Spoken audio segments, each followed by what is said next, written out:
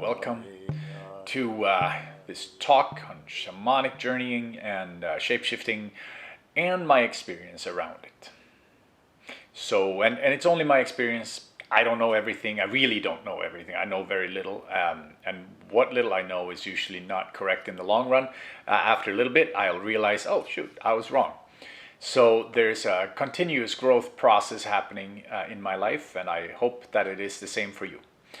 I hope that you have found in yourself, in your life, the need for inner stillness, the need for finding peace inside, and that need for peace, the peace inside, is not regulated or changed or affected by what other people are doing in any way, shape, or form. Now, our perception can be changed, right? Like we feel like we're not being at peace when somebody's attacking us or bothering us or bugging us or whatever is happening, right? But the peace inside of you is still there. And part of my job as a modern day shaman would be to call our attention to the fact that we are at peace deep inside. And to help you walk you that way to that peace.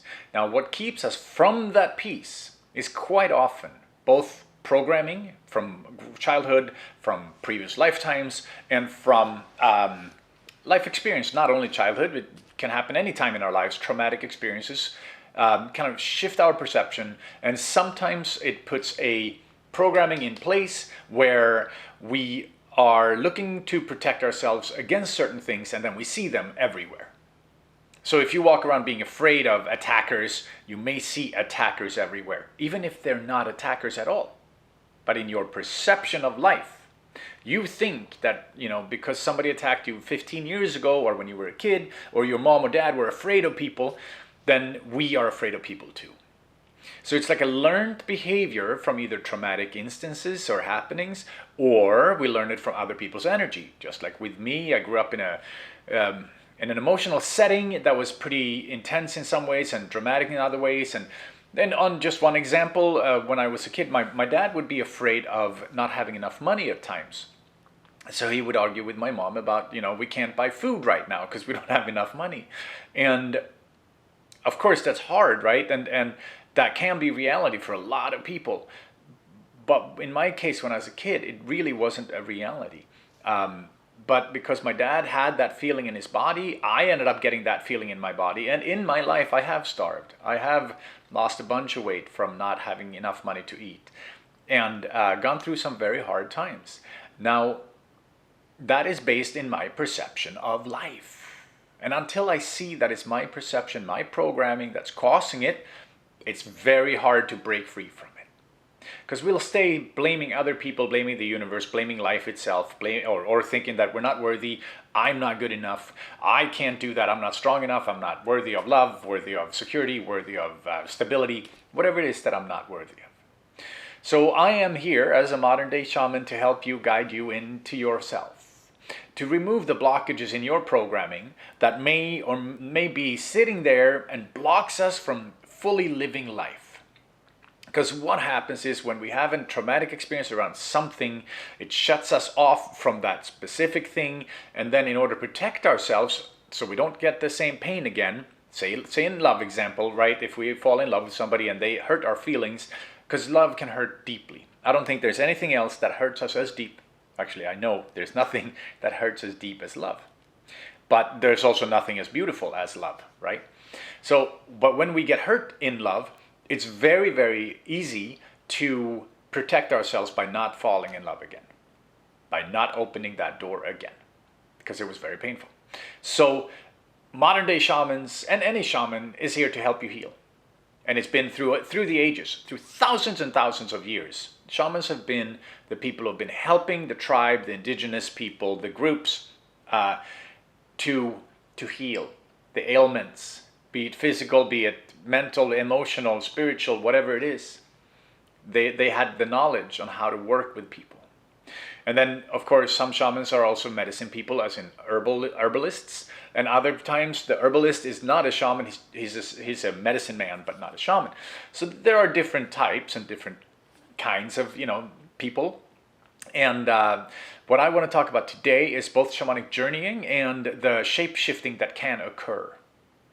And shape-shifting, when I was reading up on it originally, and I heard about shape-shifting from shamans in South America, I was like, I did not know what to believe. I knew that when the teachers who talked about it and the books I read on it, they meant it, and they weren't lying. But I was still thinking from a Western point of view how impossible it is to shapeshift into something else.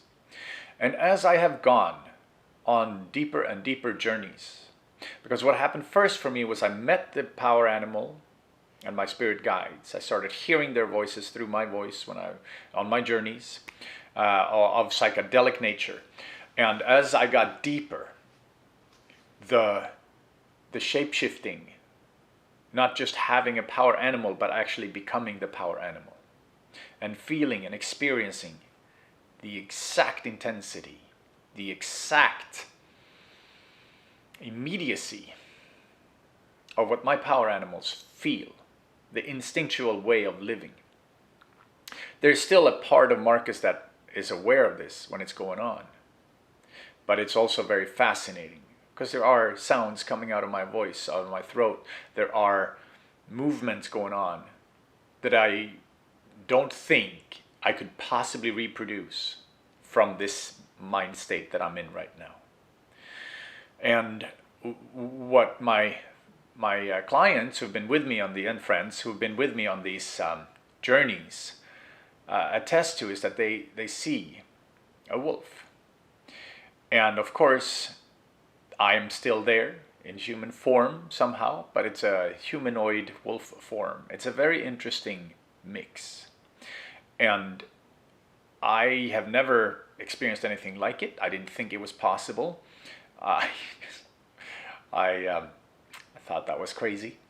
And now I can see that it can be possible. And what it talks about, what I wanted to come to today, was the idea that these are frequencies of spirits and of energies in our sphere. So shamans work with the unseen. Shamans work with healing, both what's unseen inside of you, in your energetic frequency, in your body, energetic body, and they're working with the frequencies of other dimensions that are in our realm, but we don't know it. Right? Because with our regular eyes, ears, feeling, we don't see them, we don't hear them, we can pick up on them intuitively. But when we open ourselves up, either through sacred medicine, which could be anything, right? Or when we do deep meditation or drum journeying and we can alter our state of perception, we actually see and hear and become these other frequencies. It all depends on how open we can be and how much we can remove ourselves. And in my case, I don't choose, I just go. It is with sacred medicine, so it's not just on my own, but the depth that comes out and the languages, the different foreign language that came through me, and this energetic frequency that came through me has so much power. So my power animals comes through me, where I actually shift into something else. And I know it's very, very strange to see this video and to think that, what the hell is he talking about? Because if I saw it, I would be very skeptical. But after my experiences, I have been, I had to change my mind, because it's incredible and very intense. And then also the same thing goes for spirit guide that comes through me. I have a tribe in the spiritual realm, in the realm of the unseen, multidimensional existence. But I also have one spirit guide, the closest one, that came through me and is now in my energetic system as a new frequency in my body. So much like if you, let's say you drink coffee one day and you're not used to it, you will feel how you go, da, da, da, da, oh my God, I have a lot of energy right now, oh my God. And then, and then the coffee wears off and you're like, oh, I'm tired now. Now, when you look at, if you've ever been in real love, if you've been in deep love and you have felt the uplifting effect, what deep love can do for you. When you meet that person and you think of them, you go, oh, I'm so grateful they're in the world. I'm so grateful that that person is alive. When you have felt that way, you have also touched these different frequencies that exist in our body. And when we open up and other new frequencies enter our body, so a frequency would be much like if you have a certain kind of, like you have a bunch of frequencies in the body, like let's look at the body like a square here, and you have a bunch of frequencies that are in a certain emotional state. They're used to a certain emotional being, and they're used to being like in a certain emotional state all the time, due to programming, due to habits and all that stuff, right? And emotional states. And then a new frequency comes in. Well, this new frequency that has a lot more energy and a lot more power can actually overpower the other ones and outshine the other ones in many ways. So for me, as my power animals and spirit guides came into my life and my being, my energy shifted. And it's fantastic to be a part of this and to experience it, because it's stuff that I only read about in books that I didn't know was real. And I'm here to tell you that it is very, very real. And that if you can open up your life for these experiences, they are here for you as well. There's no end to the growth and the change and the shifts that we can both go through ourselves. So this is the other part of this, and I'll be brief, but when you shift into a higher frequency in your own system, somehow these frequencies, because why they come into my body, for example, is to help others to release their problems, their energetic blockages.